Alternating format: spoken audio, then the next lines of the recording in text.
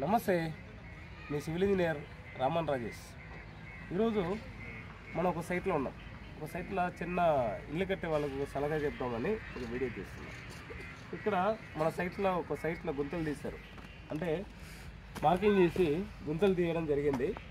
ఇక్కడ మీకు మొత్తం కనిపించేది ఏంటంటే నల్ల రేగలు, నల్ల మట్టి ఉంది బాగా. సో దాదాపు 6 ఫీట్ 7 ఫీట్ వరకు నల్ల మట్టిలే ఉన్నాయి. ఈ నల్ల మట్టి కిందకైతే గట్టిగానే ఉంది భూమి. అయితే ఈ ఇంట్లో నల్ల మట్టి అనేది ఉండకూడదు.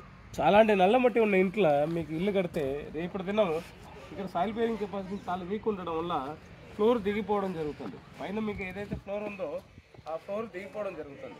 సో దీనికి ఆల్టర్నేటివ్ మనం ఏం చేద్దాం అన్నదని చూస్తే, ఈ నల్ల మట్టిని మొత్తం ఒక 6 అడుగు 7 అడుగు వరకు మొత్తం ఎంతవరకు ఉంటే అంతవరకు మొత్తం తీసి అవతల పడేసేయాలి. అవతల పడేసి తర్వాత మనకి ఈ ప్లేస్ని ఏం చేద్దాం, ఇంత మట్టి ఎక్కడైనా తీసుకొద్దామని కొంతమందికి ఆలోచన ఉంటుంది. తర్వాత రీఫిల్లింగ్ చేసినప్పుడు డెబ్రీస్ తీసుకొచ్చి, అంటే పాలకొట్టిన బిల్డింగ్లో డెబ్రీస్ తీసుకొచ్చి కూడా ఫిల్అప్ చేస్తారు. అట్లాంటిది కూడా చేయకూడదు. ఇక్కడ ప్యూర్ మొరం ఆర్ సాయిల్, ప్యూర్ సాయిల్ కానీ మొరం సాయిల్ కానీ శాండ్ కానీ ఎం శాండ్ కానీ ఫిల్అప్ చేసుకోవాలి.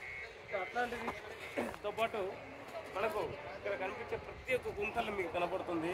6 అడుగు నుంచి 7 అడుగు వరకు మీకు మొత్తం నల్ల రేగలే ఉంది. ఇక్కడ మనకు కనిపిస్తుంది మొత్తం మీకు డ్రై అయిపోయింది కాబట్టి మట్టి అంతా బాగా దగ్గరకే అయిపోయింది. ఇదే రైనీ సీజన్ అయితే మీకు మట్టి మొత్తం స్వెల్లింగ్ వచ్చేసి మొత్తం పైకి లేస్తుంది. ఈ ప్లేస్లో మనం బిల్డింగ్ కట్టడం వల్ల మీకు ఫ్యూచర్లో ఫ్లోర్ లేచిపోతుంది, ఫుటింగ్ కూడా లేస్తుంది. సో బిల్డింగ్ అనేది సెటిల్మెంట్ అయ్యే ఛాన్సెస్ ఎక్కువ ఉంటుంది. ఇలాంటి మట్టిలో మనం ఇల్లు కట్టకూడదు. పోనీ ఇలాంటి మట్టిలో మనం ఇల్లు కట్టాలని డిసైడ్ అయినప్పుడు ఈ నల్ల మట్టిని తీసేసి తర్వాత దాని కింద ఏదైతే మనకు నల్ల మట్టి ఇక్కడ కనిపిస్తుంది, ఒక 4 అడుగు 5 అడుగు వరకు కనిపిస్తుంది, ఆ తీసేసి దాని కింద మినిమం 3 to 4 ఫీట్ అనేది డెప్త్ గుంతలు తీయాల్సి వస్తుంది. ఇక్కడ ఏం చేశారంటే పైనుంచి ఒక 4 ఫీట్ 5 ఫీట్ తీశారు.